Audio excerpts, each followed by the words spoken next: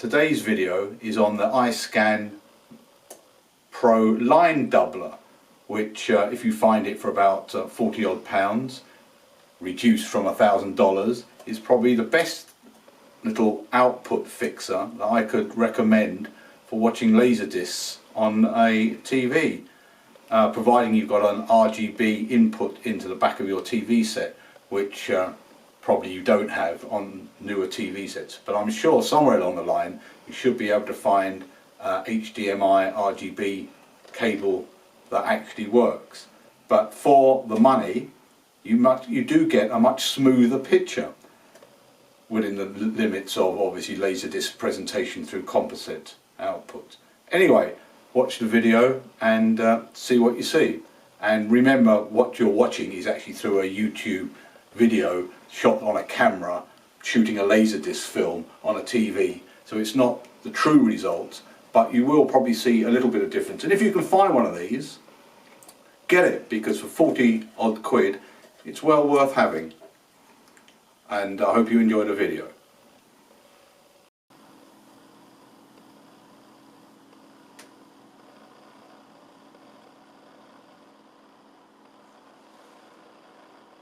Now this is an episode from Ransom, and this is component, rather composite, into composite of the TV.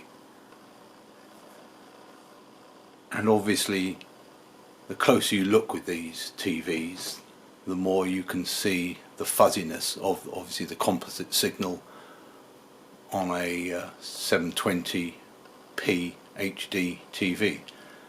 But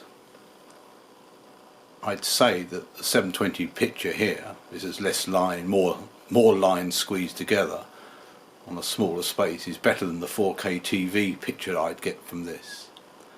But this is just showing you straight composite out of the LD, and we'll watch this scene for a little while. Obviously shot through a video camera, it's not going to be largely different to the next scene I'm going to show you, but we'll see.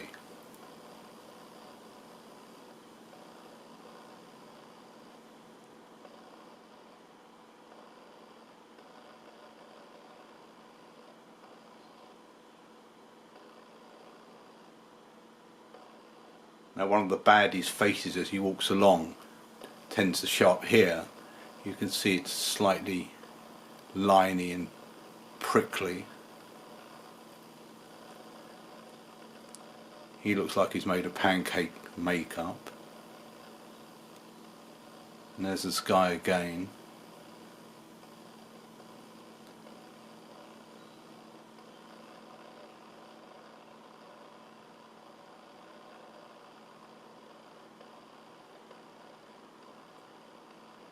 And the picture looks fine, there's some nice colours in this. In fact, this looks much better than when I viewed it last time on 4K TV. It looked like it was made of Lego bricks. There he is again. Okay, stop now. Okay, here's going to be the scene again, but through the composite to RGB.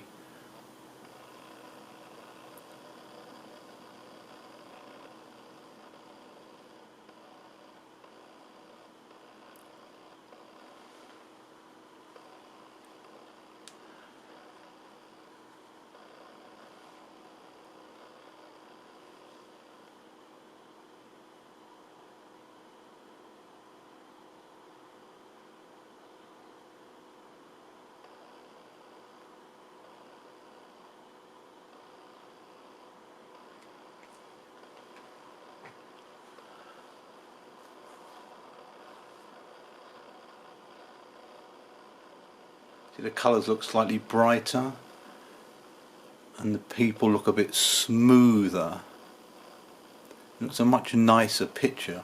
Obviously if you go closer up to it again it suffers from the old I'm a composite output, but it is much smoother and slightly more pleasing to the eye. And if you sit back it looks pretty good. Now we'll get the picture of the man's face as he walks past in a second. There's the nice orange balloons. Don't know where the other 97 are. Nice balloons in the background, and here he is here, and I think the picture of his face looks much better than it does straight composite in. Less bit of makeup. It's a slightly nicer picture.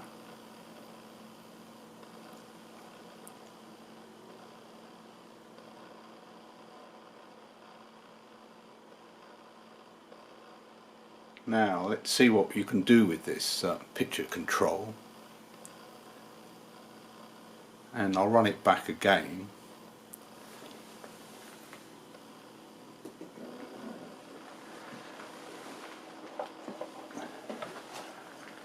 And now if I pick up the item, we can turn the brightness up, brightness down. We can play the contrast. That's the furthest it goes. Actually, that's quite nice. That's the opposite direction. That's in the middle. Down again. There's saturation. That's up to full. That's in the middle. That's down to minus. Actually, that's not bad. Up, and orange balloons with a bit more noise. That's in the middle. Now here we have hue, and we can do instant Photoshop on these people.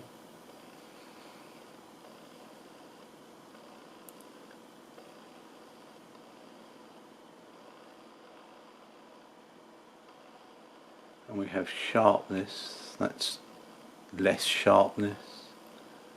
That's more sharpness. Trees look awful in the background.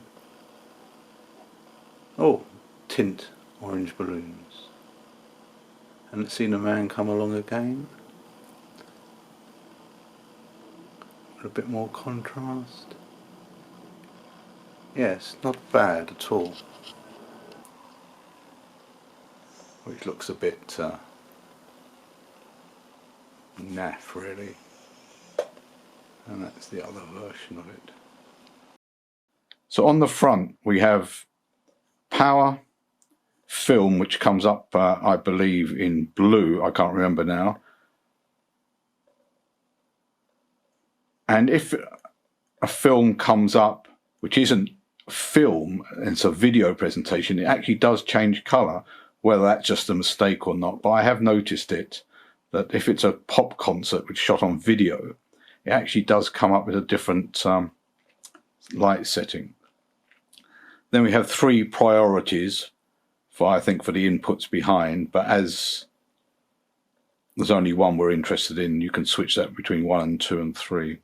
You have brightness, which we've seen, contrast, saturation, hue, sharpness, RGB, the other setting, or normal and squeezed, which I've just shown you.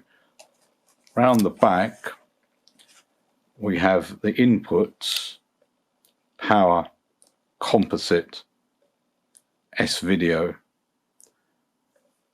component inputs, and only one output, which is this RGB, which will then go into the RGB setting of your TV. Now I've never tried, and I'm sure you can probably get an HDMI RGB cable to try out, but I've never attempted that. I've just used it on a couple of old TVs that happen to have an RGB input. And on the back here it says DVDO, brought to you by Silicon Image. Set up, it looks like this. RGB cable out to the TVs, RGB, composite from the Laserdisc player,